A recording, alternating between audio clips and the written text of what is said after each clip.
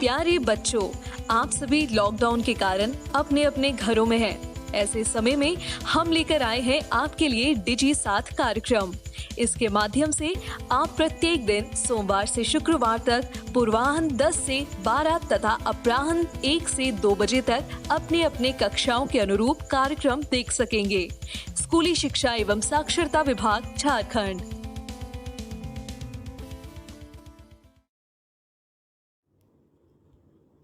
नमस्ते दोस्तों, झारखंड सरकार के डीजी साथ प्रोग्राम में आप सभी का स्वागत है। आज के इस वीडियो में हम दूरदर्शन के माध्यम से क्लास 10 की पढ़ाई करेंगे। तो चलिए देखते हैं कि हम आज क्या पढ़ेंगे। क्लास 10 में हम विज्ञान विषय में अम्ल, क्षरक और लवण भाग 4 और 5 पढ़ेंगे और सामाजिक विज्ञान विषय में जल संसाधन भाग 2 पढ़ेंगे। इन सभी वीडियो के साथ हम रोचक प्रश्नों को भी बनाएंगे और उनके जवाब भी देखेंगे। दोस्तों, आप सबसे उम्मीद है कि आपने अपनी कॉपी और कलम अपने साथ रखी होगी और आप सभी पाठ को पढ़ने के क्रम में ज़रूरी बातों को नोट भी करते जाएंगे। तो चलिए शुरू करते हैं आज का एपिसोड। नमस्कार दोस्तों, आज हम अम्ल, क्षारक एवं लवण का चौथा भाग करेंगे। इस भाग में हम जानेंगे दैनिक जीवन में पीएच के महत्व के बारे में। तो चलिए शुरू करते हैं। कुछ सवाल हैं, जरा सोचिए। क्या पीएच सिर्फ हमें प्रभावित करता है? आपको क्या लगता है? क्या होगा अगर हमारे गैस्ट्रिक अम्ल का पीएच बढ़ जाता है, जो हमारे उदर में होता है? या फिर क्या पदार्थों का पीएच केवल हमें प्रभावित करता है? आपको क्या लगता है? चलिए पता लगाते हैं। क्या पौधे एवं पशु पीएच के प्रति संवेदनशील होते हैं? तो इसका जवाब है हाँ। जीवित प्राणी केवल संकीर्ण पीएच परास यानी कि परिसर में ही जीवित रह सकते हैं। उदाहरण के लिए हम अपनी बात करें तो हमारा शरीर 7.0 से 7.8 पीएच परास के बीच कार्य करता है। अगर पीएच इससे ज्यादा या कम हो तो हमें परेशानियां होने लगती हैं। तो आखिर पीएच में बदलाव से क्या होगा? अगर पीएच में बहुत ज्यादा बदलाव आएगा तो जो पेड़ पौधे हैं वो खत्म हो जाएंगे और जो जीव हैं वो भी खत्म हो जाएंगे। तो चलिए जानते हैं समुद्री जानवरों पर पीएच का प्रभाव। वर्षा के जल का पीएच का मान अगर 5.6 से कम हो जाता है तो वह अम्लीय वर्षा कहलाती है। अब अम्लीय वर्षा के कारण होता क्या है? अम्लीय वर्षा के कारण जो नदी और तालाब होते हैं उनका पीएच भी बढ़ जाता है। अब जैसा कि हमने अभी बात करी थी कि जीवित प्राणी एक संकीर्ण परिसर में ही जीवित रह सकते हैं, तो अगर पीएच बदलता है तो उससे क्या होता है कि जो समुद्रों में जानवर रहते हैं या फिर नदी में जो जानवर रहते हैं यानी कि मछलियां और पेड़ पौधे जो नदी के अंदर हैं वो खत्म होना शुरू हो जाते हैं। चलिए ये तो एक सीरियस बात हुई। एक फन फैक्ट जानते हैं। क्या आपको पता है कि जो वीनस है यानी कि शुक्र, उसका वायुमंडल सल्फ्यूरिक अम्ल के मोटे श्वेत एवं पीले बादलों से बना है? तो क्या आप सोच सकते हैं वहां पे बारिश किस चीज की होती होगी? जी हाँ, वहां पे सल्फ्यूरिक अम्ल की बारिश होती है। तो आपको क्या लगता है, इस ग्रह पर जीवन संभव है? चलिए इसे छोड़िए। आप जानते हैं कि आपके बगीचे की मिट्टी का पीएच क्या है? अच्छी उपज के लिए पौधों को एक विशिष्ट पीएच की आवश्यकता होती है। अगर पीएच उससे कम होगा या उससे ज्यादा होगा तो पौधों की उपज अच्छी नहीं होगी। जैसे उदाहरण के लिए आप इसे देखिए। यहाँ पर दाईं तरफ जो पौधा है वहां पे हम कह सकते हैं कि अत्यधिक अम्लीय मिट्टी होगी, इस वजह से उसकी उपज उतनी अच्छी नहीं हुई है। वहीं बाईं तरफ जो पौधा है वहां पर जो पौधे की उपज है वो अच्छी हुई है, तो हम कह सकते हैं कि वहां की मिट्टी का पीएच दाईं तरफ वाली जो मिट्टी थी उससे काफी अच्छा होगा। चलिए अब बात करें हमारे पाचन तंत्र के पीएच की।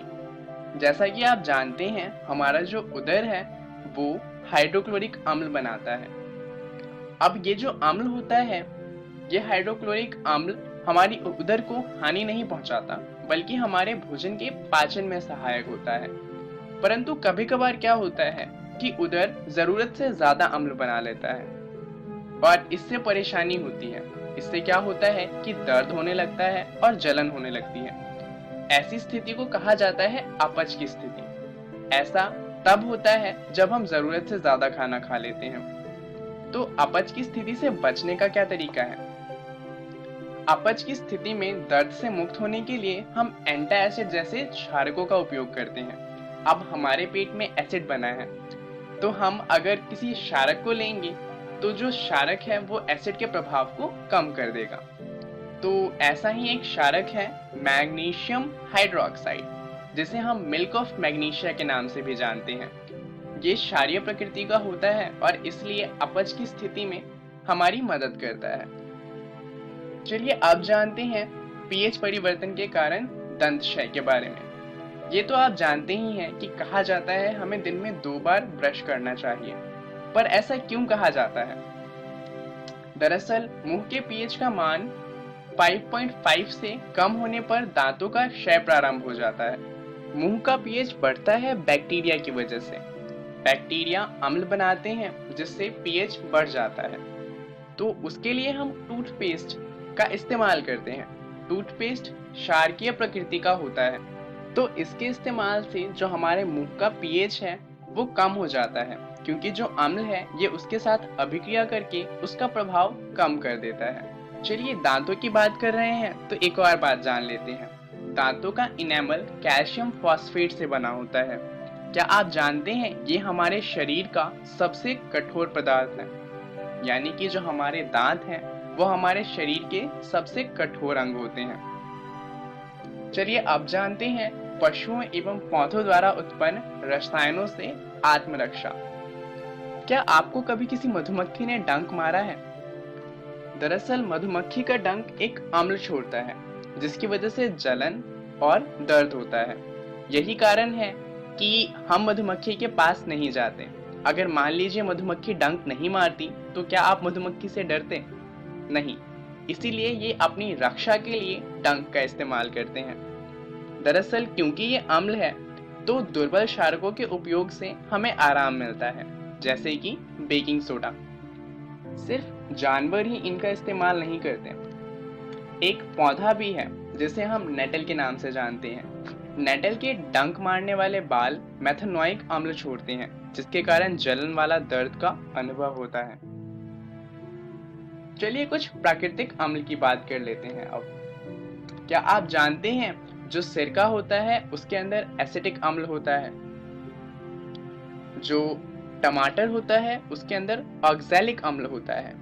वहीं अगर हम दूध की बात करें, दूध और दही के अंदर लैक्टिक अम्ल होता है और नींबू के अंदर सिट्रिक अम्ल होता है। इन्हें आप याद कर लीजिएगा। चलिए जान लेते हैं इस वीडियो में हमने क्या जाना। हमने जाना दैनिक जीवन में पीएच का महत्व। इसके बारे में और विस्तार से जानने के लिए आप अपनी एनसीईआरटी बुक का अम्ल, क्षारक एवं लवण वाला अध्याय पढ़ लीजिएगा। चलिए जानते हैं अगली वीडियो में हम क्या जानेंगे। अगली वीडियो में हम लवण के संबंध में अधिक जानकारी प्राप्त करेंगे। धन्यवाद।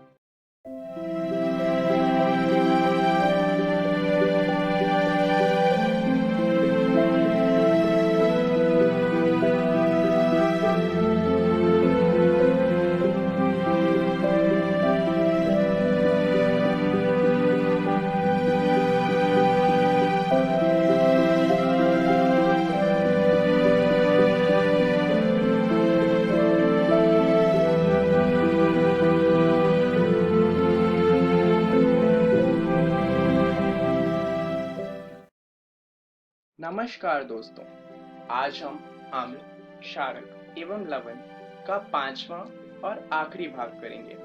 तो चलिए जानते हैं इस वीडियो में हम क्या जानने वाले हैं। इस वीडियो में हम लवण के संबंध में अधिक जानकारी प्राप्त करेंगे। जैसा कि आप जानते हैं, अम्ल और क्षारक जब अभिक्रिया करते हैं तो उससे लवण मिलता है और साथ में जल मिलता है। यहाँ पर जो लवण है उनका कई जगहों पर इस्तेमाल होता है, तो इसलिए लवण के बारे में पढ़ना जरूरी हो जाता है। तो चलिए इस वीडियो में हम इन्हीं के बारे में जानेंगे। तो कुछ सवाल हैं जो लवण से जुड़े हुए हैं, जैसे कि लवण के प्रकार कितने हैं, दूसरा कि उनके बीच में अंतर कैसे किया जा सकता है, और तीसरा कि इनका उपयोग क्या क्या है। वीडियो के एंड तक हम इन सभी के बारे में जान लेंगे। सबसे पहले शुरुआत करते हैं ये जानते हुए कि लवण के प्रकार क्या क्या हैं। तो लवण के प्रकार हम लवण परिवार के रूप में दर्शाते हैं। समान घन या ऋण मूलकों वाले लवणों को एक ही परिवार का कहा जाता है। उदाहरण के लिए आप यहाँ देख सकते हैं इन तीनों में ही क्लोराइड आयन है, तो हम कह सकते हैं कि ये क्लोराइड परिवार के हैं। अगर हम इन कंपाउंड की बात करें तो यहाँ पर तीनों में ही घन कॉपर का है, तो हम यहाँ पर ये कह सकते हैं कि ये कॉपर परिवार के हैं। यहाँ पर आप देखेंगे कि CuCl2 दोनों ही परिवार में है, तो इससे हमें पता चलता है कि कोई एक यौगिक एक से ज्यादा परिवार का हो सकता है। अब जानते हैं लवण के pH के बारे में। हम ये तो जानते ही हैं कि प्रबल अम्ल और प्रबल क्षारक के लवण उदासीन होते हैं, जैसे कि HCl और NaOH अभिक्रिया करके कॉमन सॉल्ट यानी कि घर में इस्तेमाल होने वाला नमक बनाते हैं और साथ में जल मिलता है। परंतु जब प्रबल अम्ल और दुर्बल क्षारक अभिक्रिया करते हैं तो जो लवण बनते हैं वो अम्लीय होते हैं। उदाहरण के लिए जब HCl अभिक्रिया करता है NH4OH से, तो जो हमें लवण मिलता है वो अम्लीय होता है। इसी के विपरीत अगर क्षारक प्रबल हो और अम्ल दुर्बल हो तो जो लवण मिलेगा वो क्षारकीय प्रकृति का होगा।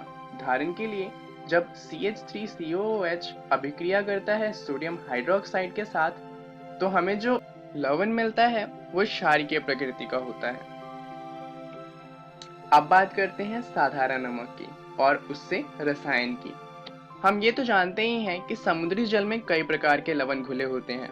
इन लवणों से सोडियम क्लोराइड को पृथक किया जाता है, जिसका इस्तेमाल हम खाने में भी करते हैं। इसके लिए महात्मा गांधी ने दांडी यात्रा भी की थी, क्योंकि 1930 में जो नमक था उसका मूल्य बहुत ज्यादा बढ़ा दिया गया था और इसलिए महात्मा गांधी साबरमती आश्रम से दांडी तक चल के गए थे और खुद का नमक बनाया था। चलिए अब बात करते हैं साधारण नमक की बाकी रसायनों के कच्चे पदार्थ के रूप में। साधारण नमक हमारे दैनिक उपयोग के कई पदार्थों के लिए एक महत्वपूर्ण कच्चा पदार्थ है। इससे हमें सोडियम हाइड्रोक्साइड, बेकिंग सोडा आदि जैसे कई सारे उपयोगी पदार्थ मिलते हैं। चलिए जानते हैं किस तरीके से। सोडियम हाइड्रोक्साइड की बात करें तो सोडियम क्लोराइड के जलीय विलयन, जिसे हम लवण जल के नाम से जानते हैं, से अगर विद्युत प्रवाहित की जाए तो ये वियोजित होकर सोडियम हाइड्रोक्साइड उत्पन्न करता है। अभिक्रिया कुछ इस तरीके की होती है। सोडियम क्लोराइड के जलीय सॉल्यूशन से जब विद्युत पास किया जाता है तो सोडियम हाइड्रोक्साइड बनता है और साथ में क्लोरीन गैस विकसित होती है और हाइड्रोजन गैस विकसित होती है। इस प्रक्रिया को क्लोर क्षार प्रक्रिया कहते हैं। इस प्रक्रिया में जो तीन उत्पाद मिलते हैं, सोडियम हाइड्रोक्साइड, क्लोरीन गैस और हाइड्रोजन गैस, ये तीनों उत्पाद ही बहुत उपयोगी होते हैं। चलिए अब जानते हैं विरंजक चूर्ण के बारे में, जिसे इंग्लिश में ब्लीचिंग पाउडर कहते हैं। क्लोरीन गैस का उपयोग विरंजक चूर्ण के उत्पाद के लिए किया जाता है। जब हम कैल्शियम हाइड्रोक्साइड में क्लोरीन गैस पास करते हैं तो उससे एक लवण मिलता है CaOCl2, जिसे विरंजक चूर्ण कहा जाता है और साथ में जल मिलता है। चलिए अब विरंजक चूर्ण के उपयोग की बात कर लेते हैं। सूती, लिनन, लकड़ी के मज्जे, लॉन्ड्री आदि के विरंजन के लिए इसका इस्तेमाल किया जाता है, क्योंकि ये रंग को हटाता है या कम कर देता है। दूसरा उपयोग है कि कई रासायनिक उद्योग में इसे उपचायक के रूप में भी इस्तेमाल किया जाता है और पीने वाले जल को जीवाणुओं से मुक्त करने के लिए भी इसका इस्तेमाल किया जाता है। अब बात करते हैं बेकिंग सोडा की। सोडा का उपयोग आमतौर पर रसोई घर में किया जाता है स्वादिष्ट खस्ता पकौड़े बनाने के लिए। इसके अलावा इसका उपयोग खाने को जल्दी बनाने के लिए भी किया जाता है। जैसा कि आप जानते हैं कि अगर छोले बना रहे हो तो उसे एक दिन पहले फूलने के लिए रखना पड़ता है, पर अगर आप इसे भूल जाएं तो आप बेकिंग सोडा का इस्तेमाल कर सकते हैं और ये 1 से 2 घंटे में ही फूल जाएंगे। इसका उत्पाद कुछ इस तरीके से होता है। जब हम सोडियम क्लोराइड में जल, कार्बन डाइऑक्साइड गैस और अमोनिया मिलाते हैं तो उससे 2 उत्पाद मिलते हैं, एक अमोनियम क्लोराइड और दूसरा NaHCO3, जिसे हम सोडियम हाइड्रोजन कार्बोनेट कहते हैं। यही बेकिंग सोडा है। सोडियम हाइड्रोजन कार्बोनेट के उपयोग की बात कर लेते हैं। इसका उपयोग किया जाता है बेकिंग पाउडर बनाने के लिए, जिसका हम घरों में इस्तेमाल करते हैं। दूसरा, सोडियम हाइड्रोजन कार्बोनेट भी एंटासिड का एक संगठक है, तो इसका उपयोग एंटासिड्स बनाने के लिए किया जाता है।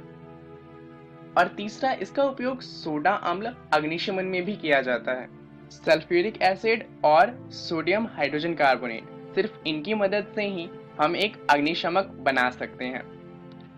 चलिए अब बात करते हैं सोडियम कार्बोनेट की। जब सोडियम हाइड्रोजन कार्बोनेट को गर्म किया जाता है तो ये सोडियम कार्बोनेट बनाता है, साथ में जल और कार्बन डाइऑक्साइड गैस विकसित होती है। सोडियम कार्बोनेट एक अन्य रसायन है जिसे सोडियम क्लोराइड से प्राप्त किया जाता है। अब बात करते हैं धोने के सोडे की। सोडियम कार्बोनेट का पुनः क्रिस्टलीकरण करने से धोने का सोडा प्राप्त होता है, यानी कि जब हम सोडियम कार्बोनेट में जल मिलाते हैं तो Na2CO3.10H2O मिलता है, जो धोने का सोडा है। यहाँ पर आप सोच रहे होंगे कि ये 10H2O क्या दर्शाता है। क्या इसका मतलब ये है कि जो सोडियम कार्बोनेट है वो आर्द्र हो गया? इसके बारे में बात करेंगे, इससे पहले ये जान लेते हैं कि धोने के सोडे का इस्तेमाल कहाँ पे होता है। सोडियम कार्बोनेट का उपयोग कांच, साबुन एवं कागज उद्योग में होता है। इसके अलावा इसका उपयोग बोरेक्स जैसे सोडियम यौगिक के उत्पाद में होता है। उसके अलावा सोडियम कार्बोनेट का उपयोग घरों की साफ सफाई के लिए भी होता है, इसीलिए इसका नाम धोने का सोडा रखा गया है। इसके अलावा ये जल की स्थायी कठोरता को भी हटा सकता है और इसका उपयोग उसके लिए भी किया जाता है। चलिए अब बात करते हैं वो .10H2O का क्या मतलब था। क्या लवण के क्रिस्टल वास्तव में शुष्क होते हैं? कॉपर सल्फेट नीले कलर का होता है। जब हम इसे गर्म करते हैं तो ये सफेद कलर में बदल जाता है और इसमें फिर से पानी मिलाने पे ये वापस नीला हो जाता है। दरअसल शुष्क दिखने वाला ये कॉपर सल्फेट क्रिस्टल में क्रिस्टलन का जल होता है। वो जल जो इनके अंदर होता है इन्हें आर्द्र नहीं बनाता, बल्कि इनका क्रिस्टल बनाता है।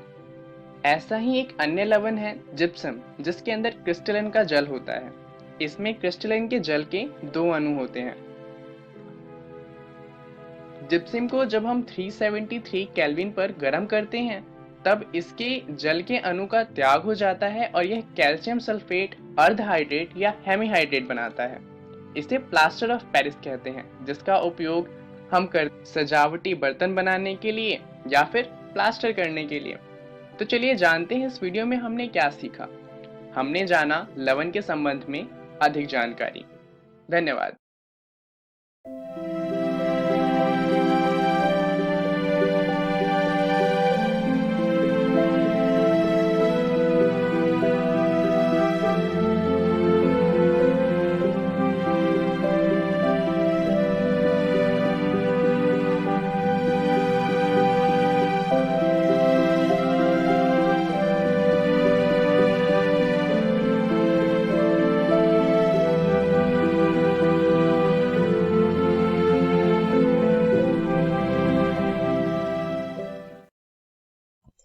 नमस्कार दोस्तों, ये है जल संसाधन का दूसरा भाग। इस वीडियो में हम नर्मदा बचाओ आंदोलन के बारे में पढ़ेंगे और वर्षा जल संग्रहण के बारे में जानेंगे। नर्मदा बचाओ आंदोलन एक गैर सरकारी संगठन यानी एनजीओ द्वारा संचालित है, जो जनजातीय लोगों, किसानों, पर्यावरणविदों और मानवाधिकार कार्यकर्ताओं को गुजरात में नर्मदा नदी पर सरदार सरोवर बांध के विरोध में लामबंद करता है।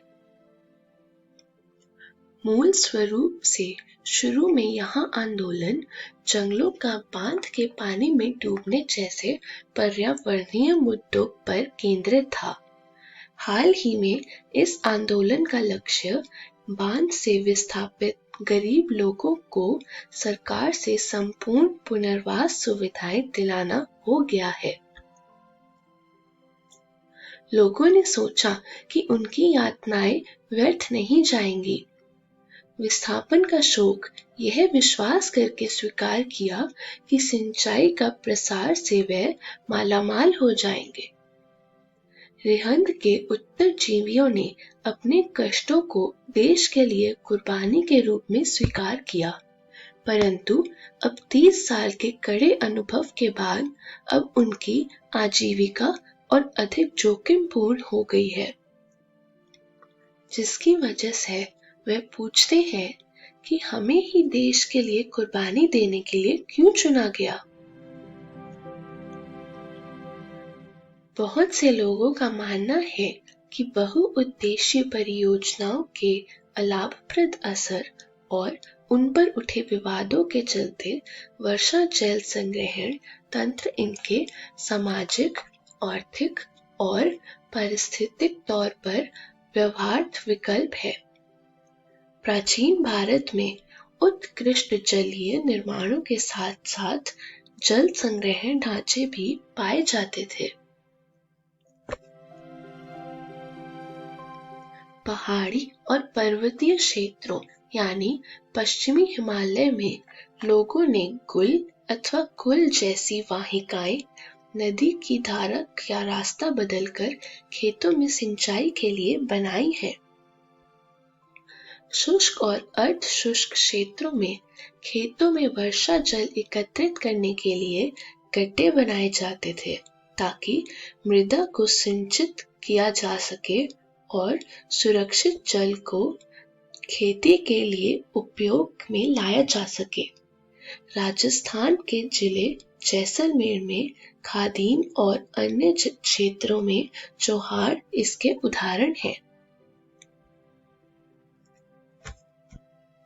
पश्चिमी भारत, विशेषकर राजस्थान में पीने का जल एकत्रित करने के लिए छत वर्षा जल संग्रहण का तरीका आम था। आइए इसको समझें। दोस्तों, इस चित्र को देखिए। वर्षा होने पर छत पर गिरने वाला पानी इन संग्रह क्षेत्रों में एकत्रित हो जाता है। यहाँ से वह इन नालियों के जरिए पीवीसी पाइपलाइन से टैंक में एकत्रित होता है। रेत और ईंट प्रयोग करके जल का छनन किया जाता है। टैंक पे लगे नल से पानी का तुरंत इस्तेमाल किया जा सकता है। इसके साथ साथ जमीन के नीचे वाले पानी के रिचार्ज की सुविधा भी होती है।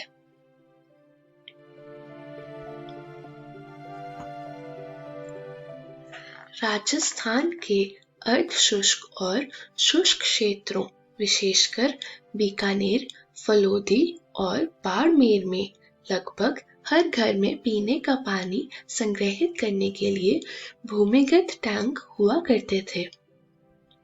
वर्षा जल अथवा पालर पानी, जैसा कि इसे इन क्षेत्रों में पुकारा जाता है, प्राकृतिक जल का सबसे शुद्धतम रूप समझा जाता है। कर्नाटक के मैसूर जिले में स्थित एक सुदूर गांव गंडाथूर में ग्रामीणों ने अपने घर में जल आवश्यकता पूर्ति के लिए छत वर्षा जल संग्रहण की व्यवस्था की हुई है। गांव के लगभग 200 घरों में यह व्यवस्था है। यहाँ 20 घरों द्वारा हर वर्ष लगभग 10 लाख लीटर जल एकत्रित किया जाता है।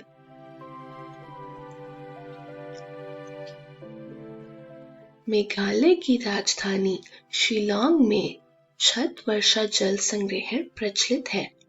यह रोचक इसलिए है क्योंकि चेरापूंजी और मौसिनराम, जहां विश्व की सबसे अधिक वर्षा होती है, शिलांग से 55 किलोमीटर की दूरी पर स्थित है। और ये शहर पीने के जल की कमी की गंभीर समस्या का सामना करता है। शहर के लगभग हर घर में छत वर्षा जल संग्रहण की व्यवस्था है। तमिलनाडु देश का एकमात्र राज्य है जहां पूरे राज्य में हर घर में छत वर्षा जल संग्रहण ढांचे का बनाना आवश्यक कर दिया गया है। इस संदर्भ में दोषी व्यक्तियों को कानूनी कार्यवाही का सामना करना पड़ता है। मेघालय में नदियों व झरनों के जल को बांस के बने पाइप द्वारा एकत्रित करके सिंचाई करना 5 ड्रिप सिंचाई कहलाता है। लगभग 18 से 20 लीटर पानी बांस की पाइप में आता जाता है और उसे सैकड़ों मीटर की दूरी तक ले जाया जाता है। दोस्तों, इसी के साथ हमारा ये पाठ समाप्त होता है। इस वीडियो में हमने नर्मदा बचाओ आंदोलन के बारे में पढ़ा और वर्षा जल संग्रहण के बारे में सीखा। इसके साथ साथ हमने छत वर्षा जल संग्रहण के बारे में जाना और बांस ड्रिप सिंचाई प्रणाली को समझा। इस पाठ को और अच्छे से समझने के लिए संदर्भ पुस्तक समकालीन भारत के 3 अध्याय को जरूर पढ़ें। अगली वीडियो में हम इस पाठ पर प्रैक्टिस क्वेश्चंस करेंगे। तब तक के लिए धन्यवाद।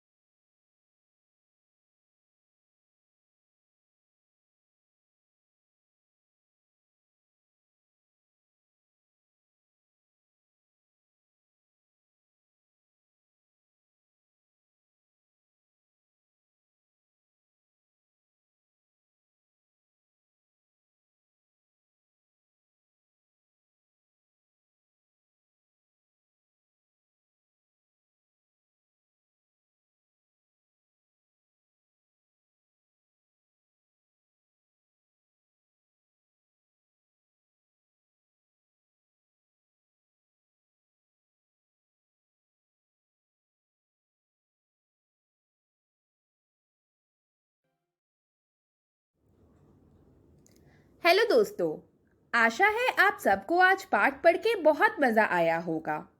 तो चलिए देखते हैं कि आज हमने क्या पढ़ा। आज क्लास 10 में हमने विज्ञान विषय में अम्ल, क्षरक और लवण भाग 4 और 5 की पढ़ाई की और सामाजिक विज्ञान विषय में जल संसाधन भाग 2 पढ़ा और इन वीडियो पर आधारित रोचक प्रश्नों को भी बनाया। अब देखते हैं दोस्तों कि हम कल क्या पढ़ेंगे। दोस्तों, क्लास 12 में गणित में अवकलज व अनुप्रयोग भाग 3 पढ़ेंगे और भौतिक विज्ञान में गतिमान आवेश चुंबकत्व भाग 6 की पढ़ाई करेंगे। एक ज़रूरी सूचना, आज का प्रसारित एपिसोड का पुनः प्रसारण YouTube पर भी किया जाएगा। आप DigiSath इक्वेशन YouTube पर सर्च करके इस तक पहुंच सकते हैं। धन्यवाद।